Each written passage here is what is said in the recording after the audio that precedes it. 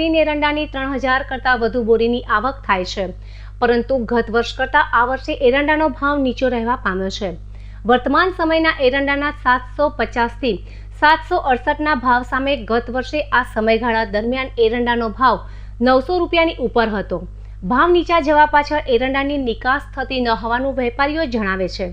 ત્યારે કપાસની જેમ સરકારે એરંડાના પણ ટેકાના ભાવ જાહેર કરે તો ખેડૂતોને ફાયદો થાય। મોંઘું ખેડ ખાતર અને સિંચાઈ કરવા છતાં પણ ખેડૂતોને ખેત પેદાશના પોષણક્ષમ ભાવ મળતા નથી, જેથી વર્તમાન સમયમાં ખેડૂતોને ખેતીમાં નુકસાની વહોરવી પડે છે। માટે સરકાર ખેડૂતોને ખેત પેદાશના યોગ્ય ભાવ આપે તે જરૂરી છે।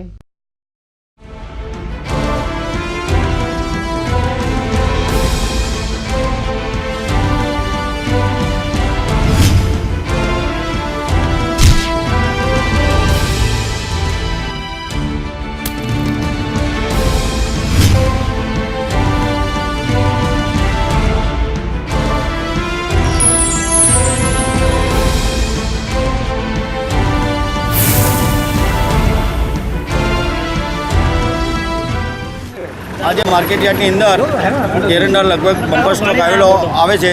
हाल लगभग 33 बोरी जेवी आवक है, परंतु एरंडानो भाव गई वर्षना सरखामणीमां लगभग 200 रुपयानो भावनो डिफरन्स रहे छे। गई साले लगभग 900 साढ़े 900 रुपयानो भाव आवतो हतो, ज्यारे आ सालमां 700 साढ़े 700 के 765 जेवो भाव मळे छे, जेथी कारणे खेडूतोने आ पोषणक्षम भाव पोसाय तेम नथी।